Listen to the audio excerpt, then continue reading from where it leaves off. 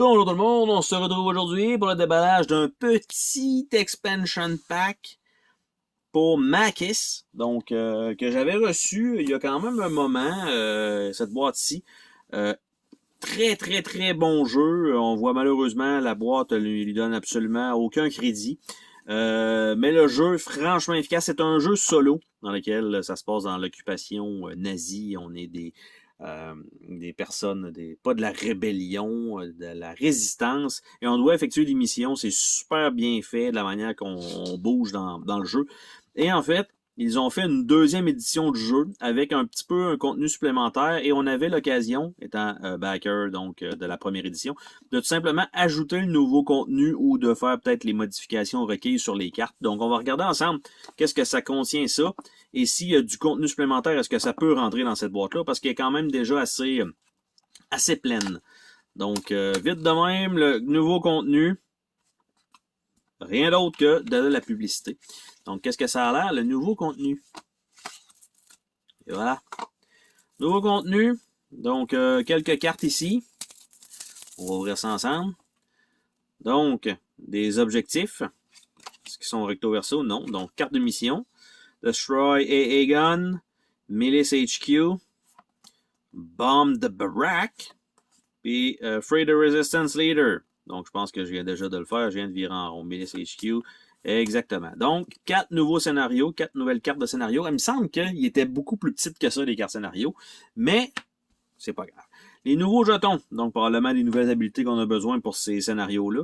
Donc, on a ici ce qui a l'air d'être du poison. On a besoin des passeports. On a besoin des AA Guns.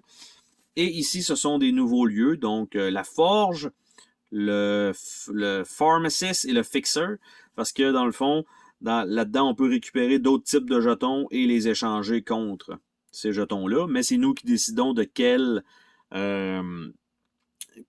technique, quelle technicalité, bref, quelle aide on a besoin sur la carte. Donc, c'est quand même très cool.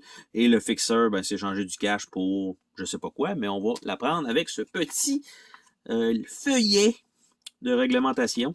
Donc, 3-star mission, setup. Donc, pour augmenter la difficulté et tout ça, à l'étape 8 du livret d'instruction, sélectionner, OK, mission detail, new spare room, donc il indique les nouvelles cartes.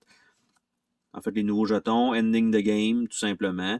Donc, très simple comme contenu, pas trop extravagant, on s'entend, c'est ça. Là, l'affaire, c'est est-ce que ça entre? Donc, tout ça entre dans la petite boîte, maintenant, qui est ici, qui est déjà, comme j'ai dit, assez pleine. Donc, on a le livret d'instruction ici. On a le plateau de jeu. Et si j'ouvre ça, donc j'avais les jetons ici. Il reste encore un petit peu de place pour des jetons, mais vous voyez les cartes ici sont slivées et ce sont les cartes de mission. Maintenant, les cartes de mission, elles sont comme ça. Donc, c'est des 3 étoiles, donc beaucoup plus difficile. Donc, c'est sûr que ça ne rentre pas dans l'insert qui est là, malheureusement. Et les autres jetons non plus, je crois qu'il n'y avait pas d'espace pour ça. Par contre, dans la petite boîte ici, qu'est-ce que j'avais? J'avais des petits cubes.